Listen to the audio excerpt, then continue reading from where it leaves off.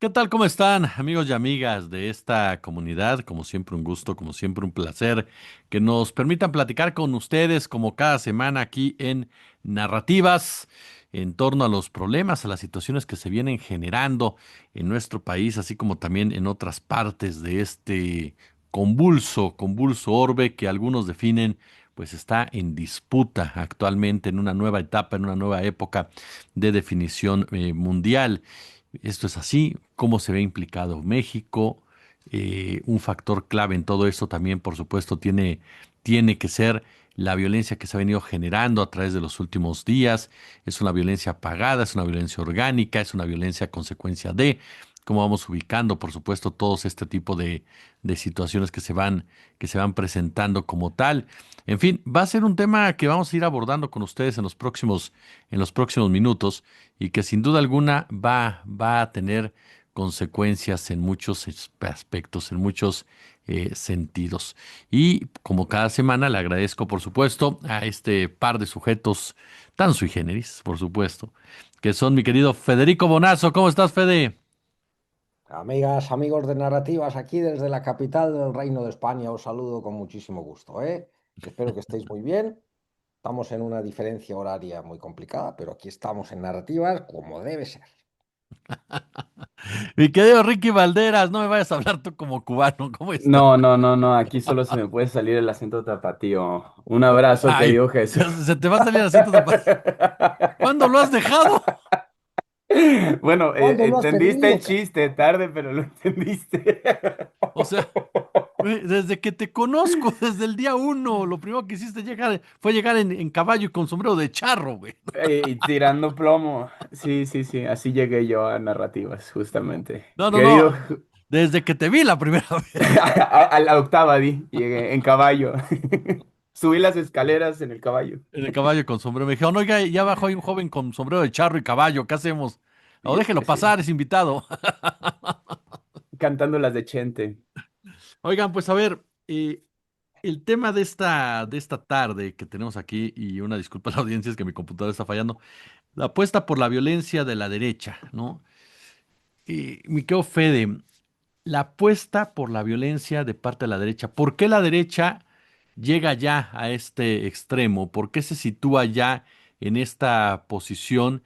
Hace unas horas, tan solo el jueves, si no mal recuerdo, se llevó a cabo una segunda manifestación de la falsa generación Z, la marcha Z, como su servidor la llama, y fueron 150 personas. 150 personas. Lo más llamativo de esa manifestación fueron dos personas, un momento que fue captado por todos los medios que estaban ahí presentes, digitales, tradicionales y demás, que ofendieron nuevamente de una manera brutal a la doctora Claudia Sheinbaum, con insultos que, insisto, no es espantarte los insultos, porque digo, le hemos mentado la madre a Fox, a Calderón, a Peña Nieto, en fin, pero en el caso de López Obrador y en el caso de Claudia Sheinbaum, hay algo más, hay una connotación racista, clasista, ahora incluso, bueno, obviamente misógina, pero además también ya insultos, perdón que lo voy a decir, pero hasta nazistas en algún momento dado, atacando el origen judío de la doctora Claudia Sheinbaum como tal, ¿no? Entonces, ¿por qué llega la violencia a este tipo de escenarios, mi querido Fede Bonazo? Buena pregunta. Yo, perdón por la autorreferencia, le cuento a ustedes, queridos amigos, primero, a la audiencia también, que justo de eso trata mi nota, mi columna semanal que sale publicada hoy en Diario Red y me harían un enorme honor si la consultan. Se llama El caldo del odio y justo eh, la comento la nota porque en la nota yo me hago exactamente esta pregunta que tú también me haces porque ya es indudable la evidencia de que la derecha en México ha escogido la violencia. Este Jorge Romero, el presidente del PAN, lo declaró abiertamente en una entrevista con Azucena. Eh, lo dijo sin ningún tipo de pudor, ¿no? No nos queda otra que la violencia.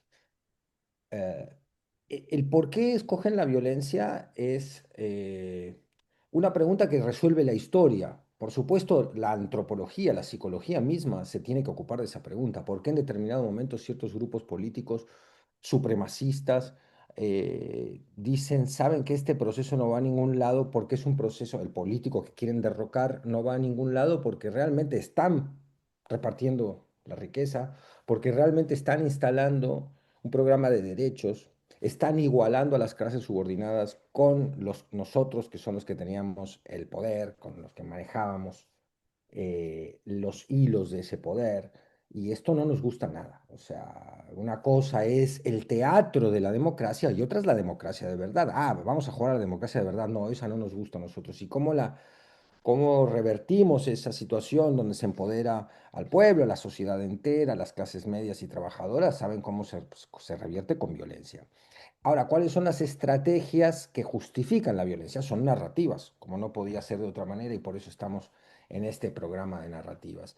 Y la narrativa que se vio muy claramente en la marcha del sábado, que no fructificó en este segundo amago del que tú nos dabas cuenta, Jesús, es hay una presidenta narco. Fíjense además que es un calco, una copia de la narrativa que está usando la Casa Blanca contra Petro y contra Maduro, ¿no?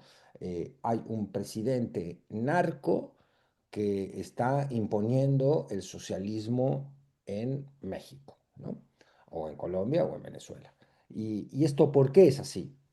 Porque primero hay una disputa ideológica que siempre que está, o sea, a la derecha la irrita el programa ideológico de la izquierda, pero aparte hay una disputa y un interés económico detrás. Estados Unidos está intentando imponer sus intereses completamente ajenos a las reglas más elementales de la diplomacia, del derecho internacional, de lo que sería una relación equitativa entre las naciones, sino que dicen, yo soy imperio, perdón, me gusta el litio, me gusta el agua, me gusta el petróleo y voy por ello en la medida en que el mundo me lo permita, en que China no se enoje demasiado, en que Rusia, que ahora está en otra guerra, tampoco vuelva a decir, como dijo en algún momento del pasado, oigan, si se meten en Venezuela, pues aquí estamos también nosotros, ojo, ¿no?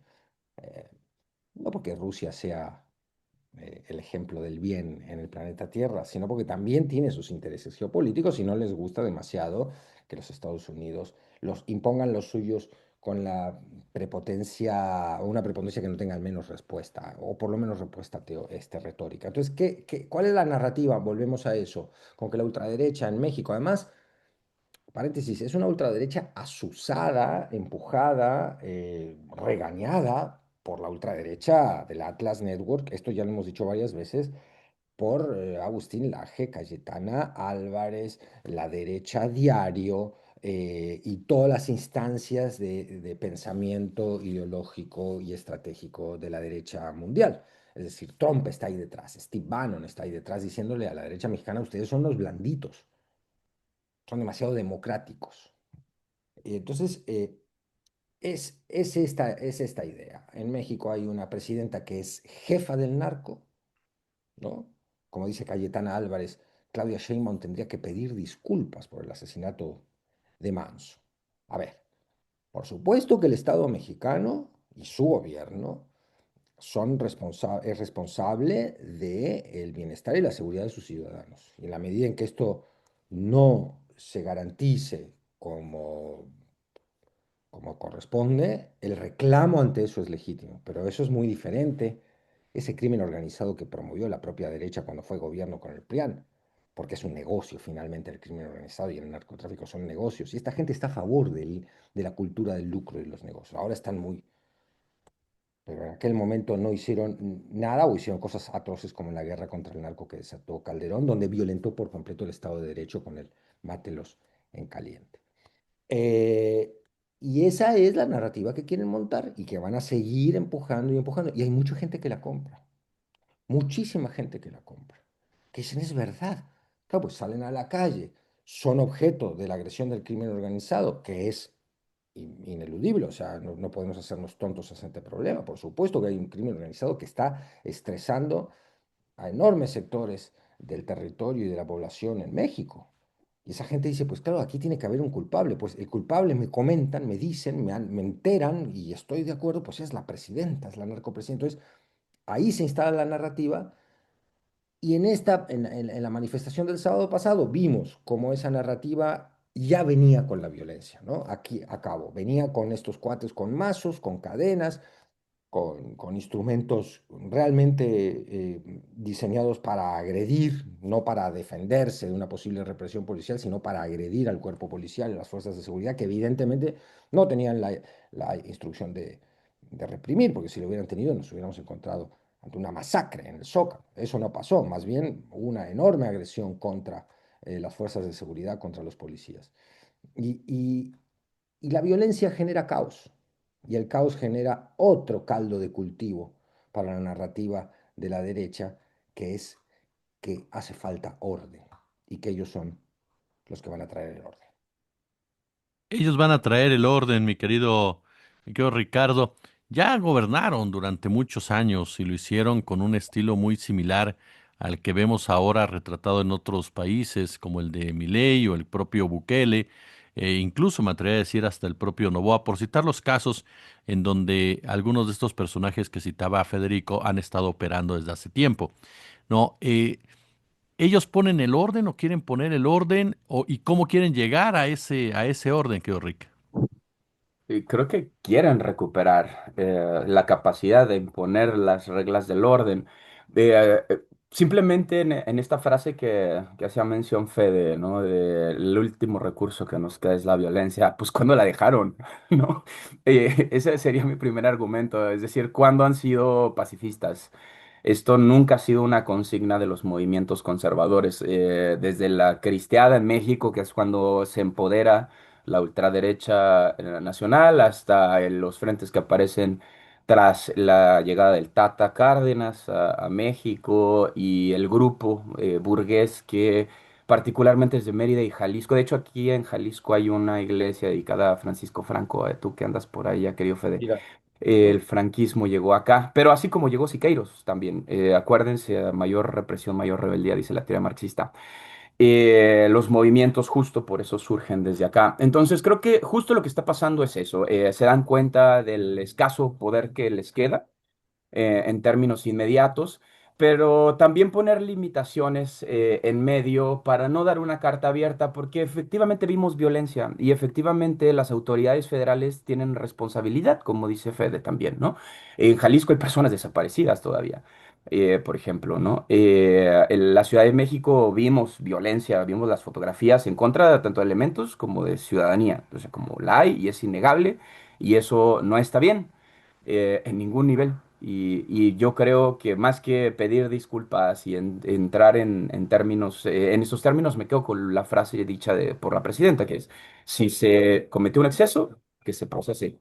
Sin perdón ni disculpas para nadie, tal como lo fue la promesa de Andrés Manuel López Obrador, ¿no?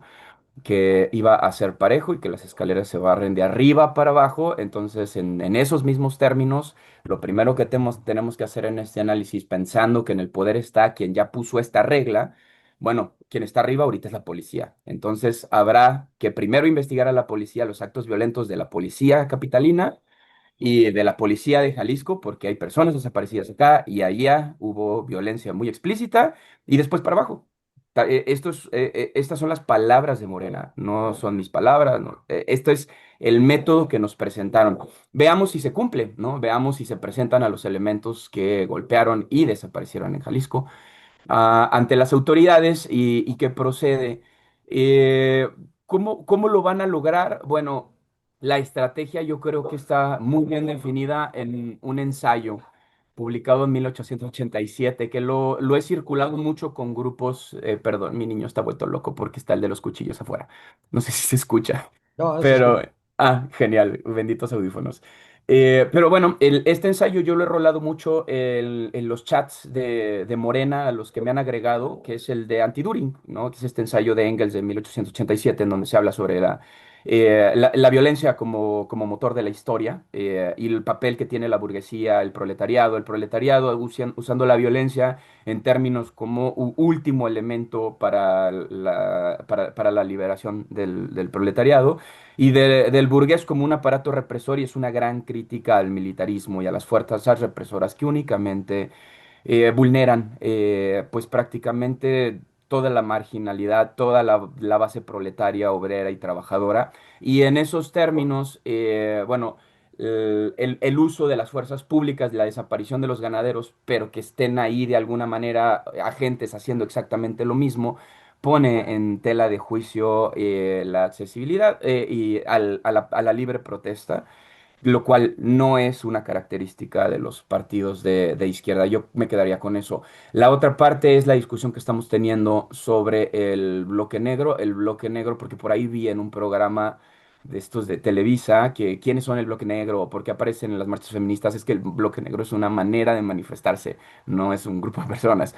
Pero es evidente que nunca han cubierto una manifestación y entonces están pidiendo esto, ¿no? Pero en todas las marchas, en la marcha LGBT hay bloque negro, en las marchas feministas hay un bloque negro y es gente que sabe que va a marchar así. Y desde un inicio ellos se hacen responsables, lo cual no impide ni tiene nada que ver con las organizaciones de las marchas originales. Muchos de estos grupos ni siquiera tienen que ver con las manifestaciones tal cuales y si habrá quien rente servicios para esto se tendrá que identificar plenamente. Sabemos que particularmente el año pasado se presentó una iniciativa de ley al Congreso de la Unión para poner límites respecto a la ciberseguridad, a sabiendas que el Estado mexicano tenía investigaciones contra muchas personas, entre ellas Sandra Cuevas, por presuntos nexos con el narcotráfico, ¿no? Entonces, estoy seguro de que esta información existe y que se va a presentar en los próximos días a sabiendas que la instrucción es esta, ¿no? Se barre de arriba para abajo y bueno, estamos buscando la justicia, por eso tenemos un nuevo poder judicial, por eso las policías se están reconstruyendo. Esto también son palabras de la presidenta.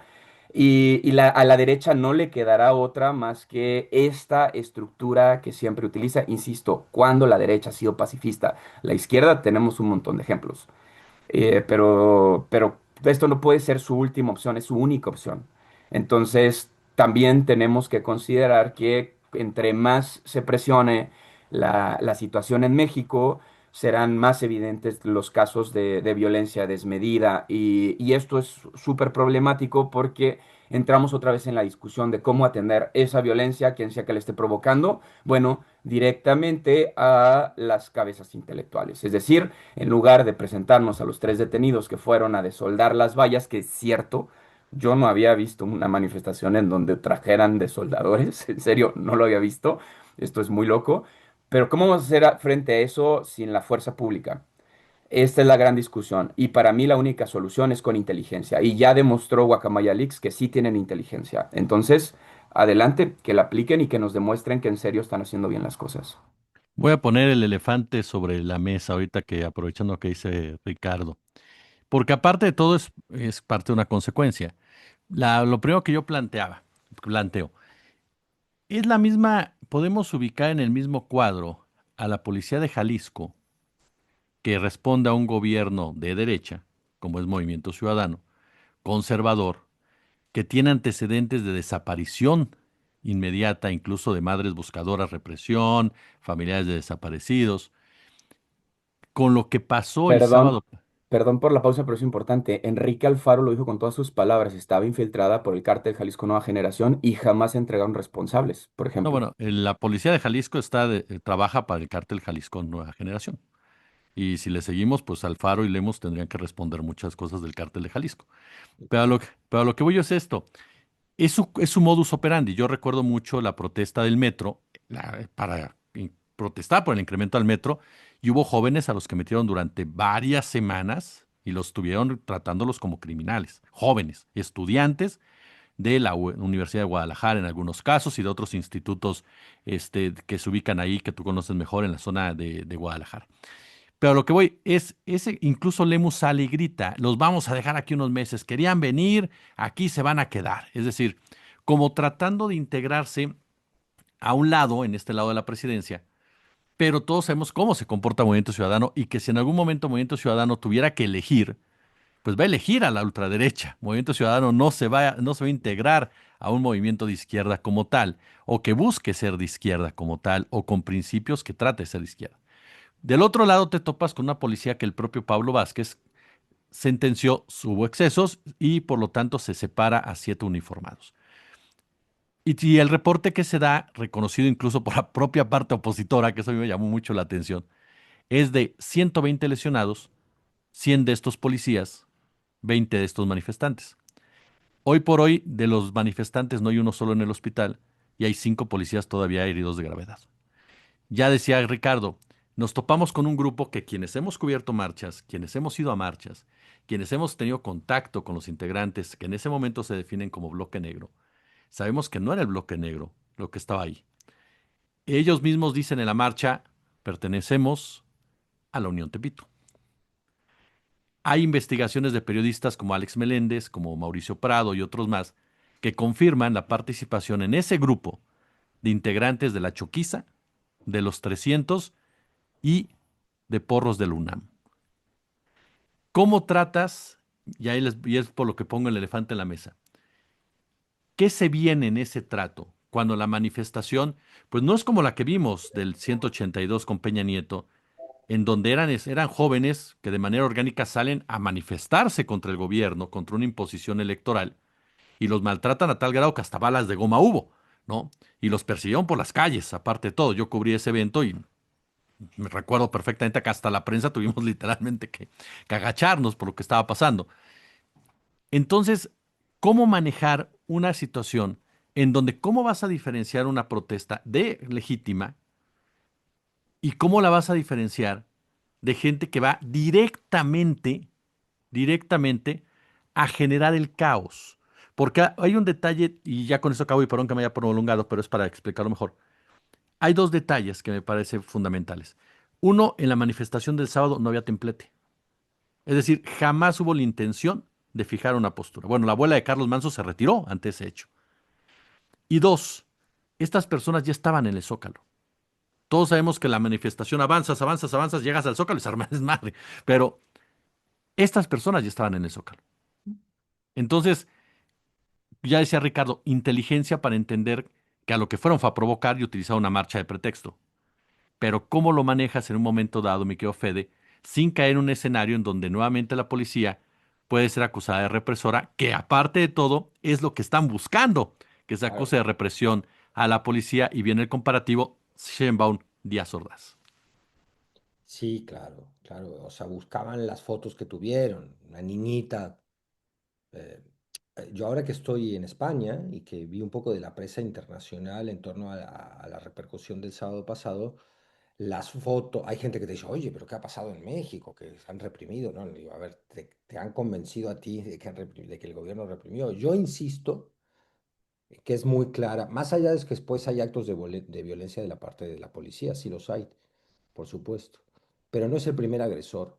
Eh, es muy para mí la evidencia de que en la marcha pasada hay toda la intención de provocar a las fuerzas de seguridad de tal manera que las fotos que van a servir para intensificar lo que ellos piensan que es el comienzo de un movimiento para derrocar al gobierno, porque fíjense que lo que dicen tipos como Ferrizo, lo que dicen todos los voceros de esta postura antiobradorista, no es ya yo no quiero revocación de mandato, no, no, acá estamos, acá esto hay que tumbar a este gobierno.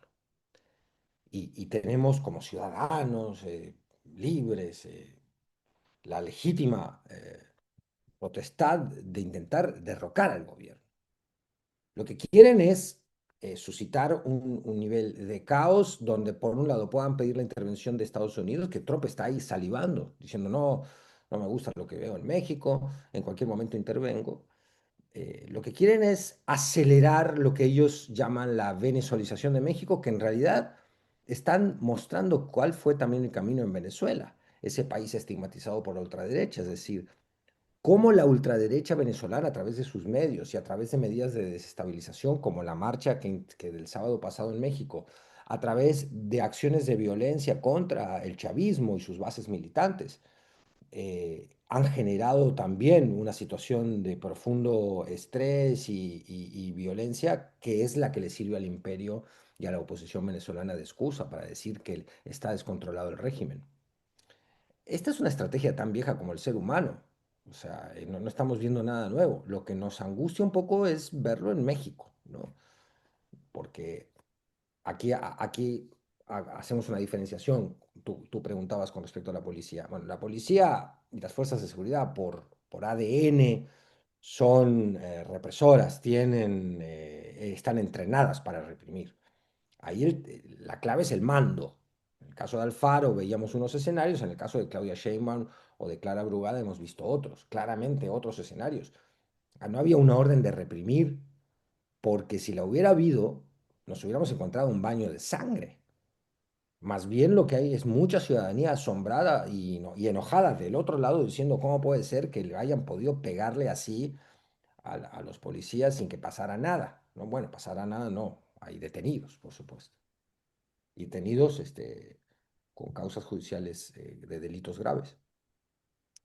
Entonces, bueno, ahí se da una de las diferencias. Cómo un gobierno de izquierda escoge no reprimir la protesta social y sobre todo cómo un gobierno de izquierda, y también intentando responder tu pregunta, genera la inteligencia suficiente como para poder desarticular estas intentonas de desorden que lo único que tienen como función y proyecto es desestabilizar y generar la idea del caos y no elevar una protesta democráticamente planteada contra el gobierno.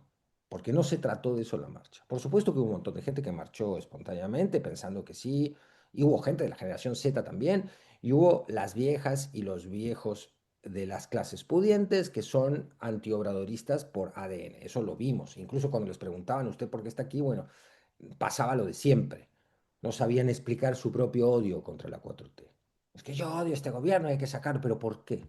Porque sí, porque nos quieren llevar como Venezuela, pero no somos como Venezuela. Sí, pero estamos yendo.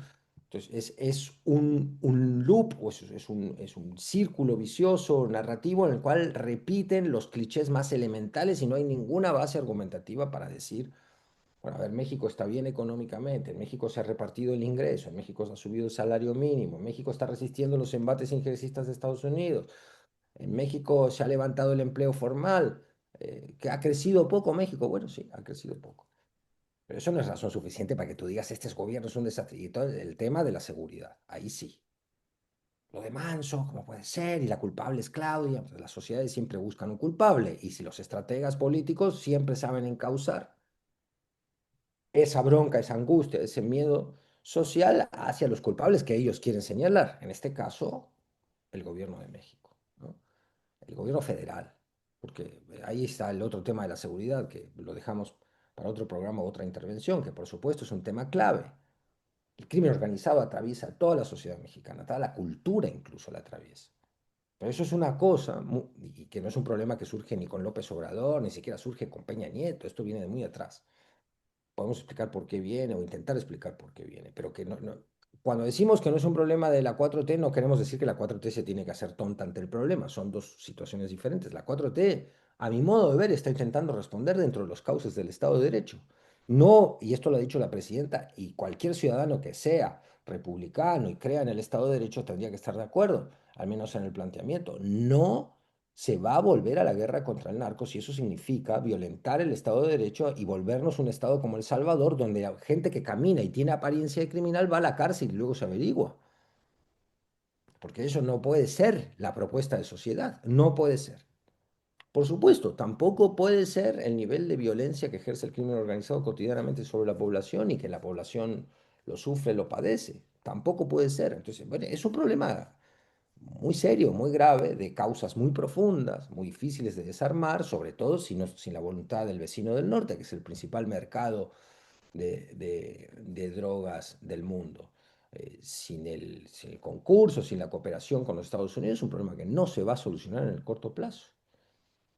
Y ahí está el interés geopolítico del gigante, que no quiere que se solucione el problema porque es la excusa perfecta para meterse a cabo, por lo menos para presionar a México en pos de sus intereses comerciales y geopolíticos. Eh, a mí me parece, no sé qué piensen ustedes, amigos queridos, la audiencia querida de narrativas, me parece que estamos ante un giro. La derecha estaba en una violencia narrativa y ahora pasó a una violencia física. Está buscando la violencia física, está buscando esa foto como la de Nepal. Por eso todas las composiciones fotográficas, si se fijan, este chavo con la bandera y la gente con él.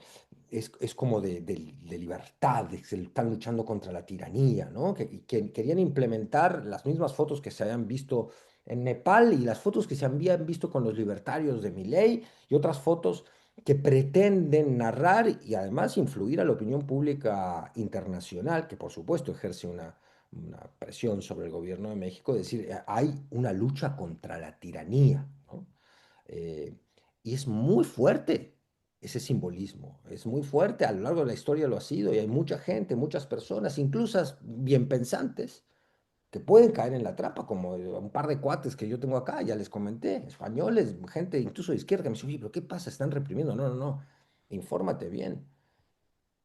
No ha habido una represión en este caso concreto. No ha habido una orden ni de reprimir brutalmente ni de criminalizar la manifestación. Lo que debe el gobierno es implementar una estrategia muy clara, primero de inteligencia y después de contranarrativa. Que en este momento veo que esa contranarrativa está un poco balbuceante, ¿no?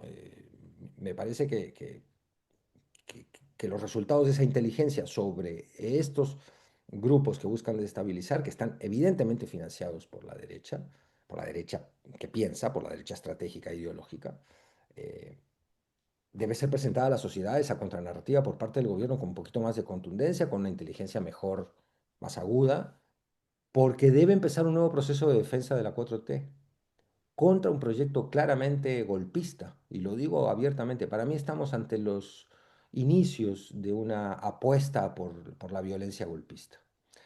Puede prender más o menos, ¿no? Pero que de eso se trata, a mí ya no me cabe la menor duda. Quiero agregar, aparte de la pregunta que le hice a Fede, mi querido Ricardo, que es también para ti, quiero agregar un condicionante ahí también importante. La ultraderecha o el conservadurismo es la que ha gobernado la mayor parte del tiempo los países. Es la gran creadora de los cuerpos policíacos, es la gran creadora, digámoslo de esta forma, incluso me atrevería a decir, de lo que son los cuerpos hasta militares en un momento dado. Eh, Puede llegar a aprovechar precisamente también el conocimiento que tiene de esas reglas, de esa forma de operar para cumplir sus fines, porque me queda claro que quien planeó lo que hemos visto sabía también cómo puede reaccionar un policía. Lo sabía también que la forma en cómo golpean a un uniformado, yo les soy honesto a ambos, yo sí pensé que lo iban a linchar en un momento dado, por la Sí, forma como lo agredieron, la fuerza y la fiereza. Y ahí fue cuando yo dije, estos no son estudiantes ni manifestantes normales. Porque incluso cuando ya estaban a punto, se dan cuenta que ya están las cámaras, ya los tomaron y empiezan a negociar y empiezan a retraerse. Ya estuvo, casi ya nos dimos cada quien, ya nos vamos, ¿no? Puede aprovecharse también eso de que sepan que el policía va a reaccionar. O sea, a final de cuentas, tú policía sabes muy bien, porque también lo sabe la policía, quién es un manifestante común, digámosle así, y quién ya representa un mayor riesgo incluso para su propia vida. Entonces, también pueden aprovechar esa circunstancia. Voy a comenzar por esta pregunta, no porque la otra la demerite, sino porque creo que sé más sobre No, esto que sobre lo no otro. puedes demeritar mis preguntas. No, al contrario, es porque sé más de esto o porque me siento más cómodo respondiendo sobre Lo sé, fuerzas por eso lo dije, policíacas vas. que por lo otro. Bueno, lo primero es que sí, justo a eso me refiero cuando hablo de fuerzas armadas no monolíticas. Aunque Claudia Sheinbaum sea la jefa de Estado, hay grupos. Y hay grupos todavía dentro de las Fuerzas Armadas que apoyan a nuestro personaje menos ilustre dentro de las Fuerzas Armadas, Genaro García Luna. Eso es indiscutible porque hay creación de voluntades, el propio esquema militar habla de subordinación, de obediencia y este tipo de estructura hace que sea un perfecto caldo de cultivo para esto.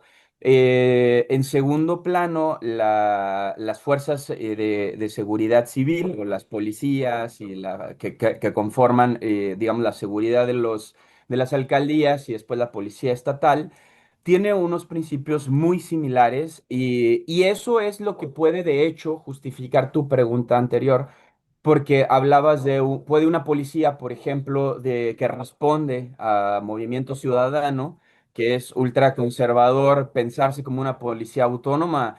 No, porque justo la estructura de la policía habla de obediencia, de encuadrarse, de toma de decisiones monolítica, no colectivizan absolutamente nada. La manera en la que responden es particularmente instrucción y reacción. Y justo eso, de eso también habla el ensayo de Anti-Düring de Engels, sobre cómo las Fuerzas Armadas tienen una relación profunda con la burguesía o que han servido para proteger a la burguesía o al Estado monárquico, porque nosotros todavía había monarquías cuando el ensayo estaba escrito, y hablaba justo de cómo la burguesía se unía al Estado monárquico a través de justo de las Fuerzas Armadas, ¿no? De control social. La pregunta que hace sobre la mesa es la pregunta del millón, la segunda, y ahí es en donde no me siento tan cómodo, justo porque es multifactorial. ¿Cómo diferenciar protestas legítimas? Bueno, para empezar, los montamarchas han existido desde que yo existo y muy probablemente desde que existe quien sea. Mi propio padre me lo dijo, ¿no? Las manifestaciones siempre van a estar infiltradas, ten cuidado. Lo vi, lo viví varias veces. Manifestaciones, por ejemplo, por Ayotzinapa también se vieron infiltradas. Es decir, es algo que hemos sabido distinguir quienes hemos formado parte de movimientos sociales o quienes hemos hecho periodismo desde campo, lo sabemos. Es decir, el nivel de involucramiento que tienen las fuerzas policíacas, a veces por trabajos de inteligencia, a veces por espionaje, a veces simplemente por control social, pero existe. Otra prueba irrefutable de que esto es así son los expedientes de la Dirección Federal de Seguridad, este aparato espía represor del PRI, que fue utilizado principalmente para vender servicios de contrainsurgencia. Así me atrevo a decirlo, luego de casi 4 años de estarlos consultando gracias a la ayuda del personal del Archivo General de la Nación. Es decir, tenemos elementos suficientes para decir que las policías y las Fuerzas Armadas siempre estarán respondiendo al poder en turno. No se puede pensar, por más que la derecha empezó a implementar estos modelos de fiscalías autónomas, esto nunca ocurrió. No hay decisiones colegiadas, las fiscalías, bueno, acabamos de ver hace poco a dos policías detenidos por hacerse pasar por integrantes de la delincuencia organizada o hacer servicios para de la delincuencia organizada. También tenemos el caso de que, bueno, al detenido que jaló el gatillo por el caso de Manso se le asesinó, a pesar de que estaba detenido y a pesar de que la presidenta, no fue la orden de la presidenta. Y a eso me refiero cuando digo que no, las Fuerzas Armadas no son monolíticas. Pero también tenemos que pensar si el argumento de la presión extranjera nos da para tanto, porque Estados Unidos, particularmente en esta administración, va a decir y pronunciar muchas cosas terribles, pero hacer otras cosas. Hace 2 días la portada del New York Times es que México es el principal exportador y el principal proveedor, o sea, comprador y proveedor de Estados Unidos. Esto no ocurría en 30 años. A mí me parece que alguien que tiene tan centrado su mundo en el dinero no permitiría que esto pasara si realmente pensara como sus declaraciones, que no está muy contento con México. Bueno, ¿y por qué hace 30 años que no teníamos esta relación comercial, no? Yo creo que México ya tomó una decisión respecto a eso. Me parece además que es la correcta, porque las tenemos muy cerca y tenemos que tomar ciertas, digamos, acuerdos para que los tratados comerciales globales que tenemos sean funcionales. Esa parte la entiendo perfectamente. Y lo que sigue sobre las marchas, yo creo que ya no depende del poder ejecutivo o ya no depende de los poderes de Estado ni económico. Las personas que trabajan en colectividad saben cómo cuidarse, es decir, no infantilicemos la protesta tampoco. Sabremos quiénes están en la calle exigiendo cosas justas, porque yo estoy muy con Fede.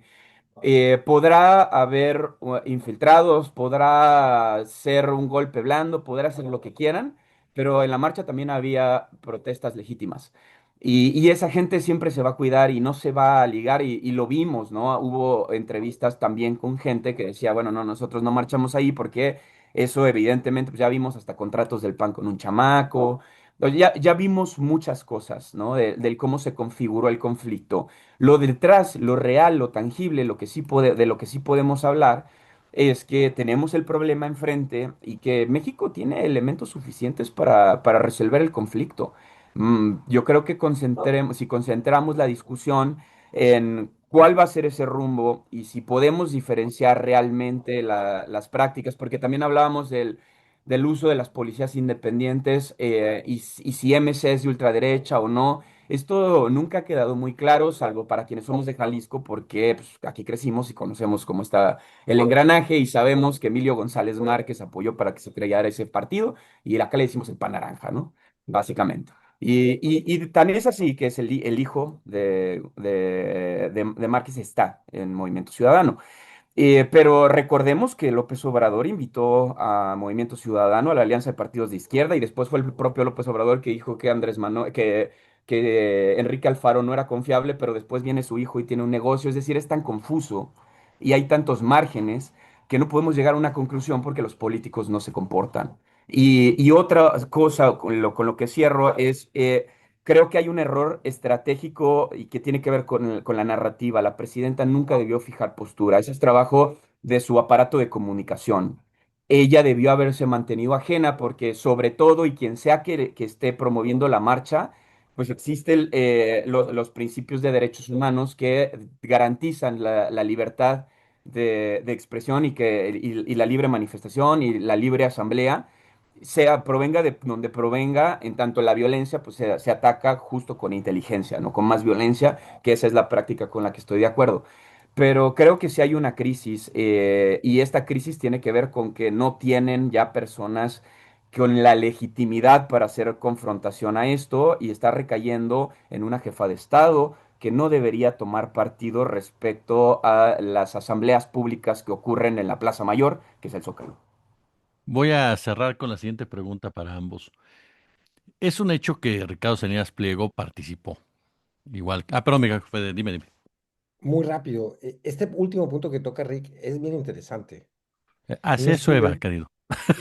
no estoy del todo, pero rapidísimo para no interrumpir tu pregunta. Es que no sé si estoy del todo de acuerdo que el aparato de comunicación de la presidenta es la presidenta mismo y eso, ¿por qué? Porque así lo decidió la 4T con la mañanera. Y la presidenta ha copiado ese formato más allá de lo que diga la normatividad. Eh, y yo creo que en este caso sí debe la presidenta desbaratar lo que hay detrás de la marcha. Por supuesto, con sustento, con evidencia, con argumentos, porque temo que esto va a ir creciendo. Y si lo deja pasar o lo deja en otras voces que comuniquen menos o que contrarresten menos la narrativa violenta el camino violento que ha escogido la derecha, mejor dicho, la cosa puede ser peor. Es el viejo problema de si les hacemos caso o no, si la presidenta se rebaja o no. Yo creo que en este caso es muy importante como primera figura de la comunicación de la 4T, que Claudia Sheinbaum asuma esa contranarrativa. Es un comentario que tengo yo ahí. Digo, da para una Pero charla. ella misma ha dicho que no representa a Morena estando en esa tribuna. Lo ha dicho públicamente y no una vez. A eso me refiero. Ella es la No, jefa de Estado y gobierna a todos. Y la representante de comunicación en todos casos sería Citlali. no, Citlali que de Morena, Citlali ya está Ujú. en el gabinete, Citlali ya no está en Morena. No, no, yo creo que Pero ahí no entra también, perdón que me meta, esa diferencia que se ha hecho entre la 4T y Morena. Es que a eso me refiero. claro. La propia presidenta lo ha dicho. Yo no represento a Morena en esta tribuna. Es darle una Pero nueva pero se atribución. ha dicho, soy la líder de la derecha del movimiento de la Cuarta Transformación. Claro. Es que es muy Eh, particular eso. no, A pero eso está voy, claro. es que son tantos dobles discursos que ya no sabemos cuál tomar. Ella misma lo ha pronunciado así. Yo no soy Morena, yo no represento a Morena en esta tribuna, A con Morena esas no, pero palabras. a Morena no, pero es la jefa del Estado por un lado y por otro lado es la líder del movimiento. Entonces, yo creo que como líder del movimiento o lideresa del movimiento, Claudia no debe dejar pasar esto. Tiene que hacer mucho énfasis tiene que tener la habilidad para que no suene a teoría de la conspiración, ¿no? Y a autovictimización, no, es que nos quieren, siempre nosotros, pues sí, es que es verdad, a un proyecto de índole popular, pues los van a atacar y más con Trump. Trump es el principal promotor de esto, o es uno de los principales beneficiarios de este asunto. Entonces, ante lo que ha sido la agresión a Petro, a Venezuela, a los proyectos de izquierda en la región, a Lula, no hay que olvidar la agresión que hubo contra Brasil, con los aranceles por el tema del juicio a Bolsonaro. Yo creo que México ahí tiene que responder con mucha firmeza y la firmeza implica desnudar estas maniobras y acá hay una estrategia muy clara. Por eso, pero lo logró con la participación que tuvo, yo creo que no. Yo Quizás creo no. que no hay cabezas, no hay un trabajo de inteligencia detrás, solo hay un pleito de posturas políticas y esto desgasta la figura presidencial. Me parece muy riesgoso. Me parece que es exponer a la presidenta todo el tiempo a los errores de su gabinete y eso va a terminar por desmoronar la credibilidad de uno de los últimos monolitos que tiene la 4T. Es un tema interesante. Si quieres, digo, para no desviar demasiado, lo podemos dejar acá, pero yo creo que sí se tiene que hacer cargo ella como se hubiera hecho cargo López Obrador de algo así. Porque porque esto va creciendo, porque esto ya se va a instalar, no van a bajar de aquí. No va a recuperar la derecha el talante democrático. Hay una maniobra golpista de desestabilización. Es mi interpretación de los hechos. Ojalá yo esté equivocado, ¿eh? Pero temo que no, que la derecha se ha radicalizado. En México está apostando por la desestabilización política, la violencia y el golpe. A ver cómo lo, van a intentar crear las condiciones. Ahora hay una correlación de fuerzas muy dispar, ¿no? Que no le juega a favor a la derecha, pero eso es ahora. A eso iba mi pregunta, pero ya me la quemaron. Entonces, únicamente cierro contigo, Ricardo, por favor. Hermano, ya expusiste. Esa era mi pregunta. Te iba a decir, ¿Se dan en el cuenta? marco de la radicalización que se está viviendo y sabiendo que Salinas Pliego ya junto a su equipo, porque ya lo tiene, o sea, ya está el equipo ya está el Internacional Fascista en México operando. Claro. La presidenta hace bien en evitar los vacíos narrativos y ceder la calle o no debe de ceder la calle principalmente. Esa era mi pregunta, Fede, pero tú te ¿Eh? adelantaste magistralmente. Entonces, como Mm. tú ya diste tu opinión, cierra, mi querido Ferrer Ricardo Valderas. El micrófono, Ricky, por favor. Ah, perdón. Yo solo me voy a poner a hacer un baile de TikTok porque ya no tengo más que decir. No, creo que la radicalización siempre ha sido, y quiero ser reiterativo, ¿no? La derecha siempre ha sido violenta en muchos márgenes. El capital es violento, ¿no? Cuando aparece una empresa en un territorio, contamina los ríos, envenena los bosques, elimina animales. Sí, eso genera violencia para las comunidades. Hay estructuras mucho más sólidas de violencia, como son los aparatos de Fuerzas Armadas, legales o ilegales, militares o paramilitares. Aparecen siempre bajo dos principios estructurales, el Estado y el poder capital. En esos términos, lo que estamos viendo ahora es las manos de un movimiento popular denominado Cuarta Transformación que tiene las fuerzas del Estado justo para medir esta correlación de fuerzas que para mí son sustanciales y creo que también tenemos que ser como muy precisos justo para no caer en la conspiranoia en qué ha pasado y si tenemos tomar este nivel de precaución como lo tendría que tomar Venezuela o Colombia. Y para mí es un definitivo no. O sea, como en 30 años no había una relación tan sólida con Estados Unidos, sea lo que sea que diga Donald Trump. Les acabo de compartir la portada del New York Times con esta información, ¿no? En 30 años la relación comercial no era tan fuerte y el presidente de los Estados Unidos es un negociante, es un empresario. Entonces, las relaciones México-Estados Unidos están mejor que hace 30 años. Esto no nos da para asegurar que hay una ultraderecha globalizada, centrada, con el poder de destruir o desestabilizar o solicitar intervención o como hemos estado creyendo hasta el momento, mientras las verdaderas redes operaban y llegaban a estas conclusiones que al final del día, para estos agentes de ultraderecha, el último de las últimas palabras siempre la tendrá el dinero. Y entonces, ¿por qué es importante y por qué empecé con el anti-Düring? Porque es el ensayo que explica la violencia como motor histórico.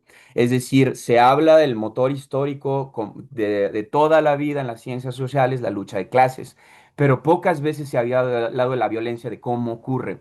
Entonces, si estructuralmente entendemos que todo lo que está en el antiduring está transversalmente ocurriendo, pero los países opositores o que uno se consideran comunistas o procomunistas o de izquierdas, lo que querramos, ¿no? El mote que querramos. Y por el otro lado, la derecha conservadora pero al final los acuerdos tácitos son los de la conciliación, los del avance, y bueno, dicho sea de paso, este avance que les estoy compartiendo tendrá mucho que ver también con las posibilidades de México de salir de otro tipo de violencias estructurales como la violencia y la desigualdad.